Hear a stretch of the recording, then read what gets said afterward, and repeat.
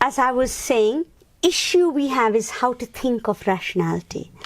And in economics, there is a concept called utility.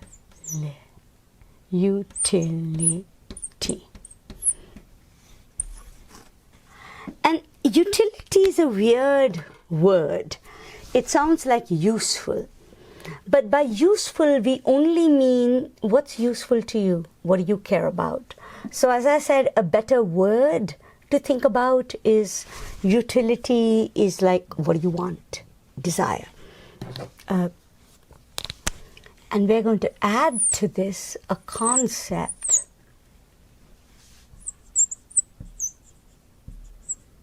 that I'm going to call marginal utility.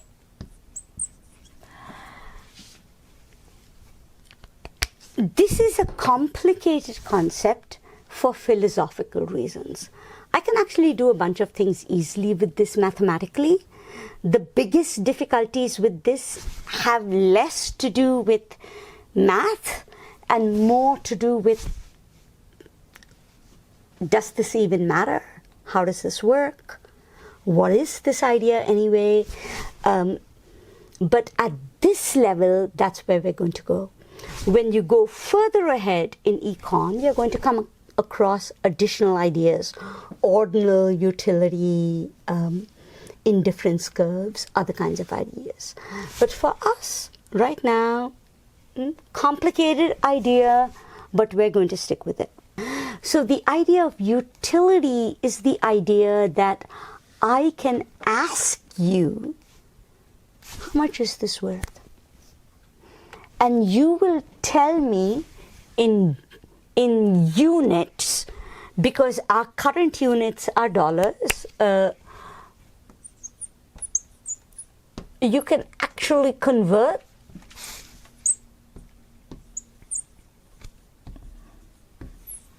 your desire into units of utility, and you can convert your money into units of utility. So, for me, $1 might be worth more or less. For my colleague, $1 might be worth more or less. But the key is that each one of us can think of how much is $1 worth opportunity cost in relation to what we can acquire from that dollar, units of desire, utility.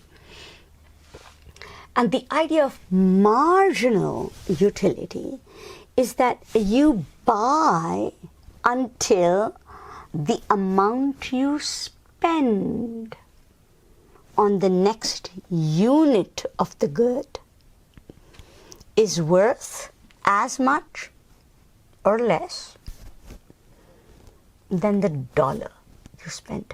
So I'm not saying dollars are worth same to everyone, right? I know, yeah, I'm a faculty member. I got a good salary. $5, not a big deal to me.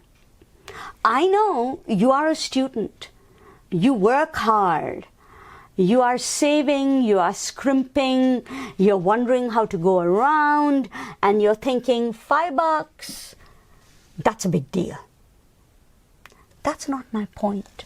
My point is not whether $5 is worth more to me or to you. My point is whether $5 for you is worth more or less than the coffee to you. Whether $5 to you is worth more or less than the roses to you. That's all. So I'm comparing your spending of money in relation to your desire and what you want. And so that idea of utility is this idea of the rational consumer. The average consumer is focused on what works for them, what they need, what they desire, and what it means for them to spend the next dollar, the next $2, the next $5. At the marginal level, they're calculating one more cup of coffee, one more dollar, one more flowers for my professor, $2 more. That marginal calculation is what we are going to focus on as a rational choice. So rational choice is that people maximize their utility.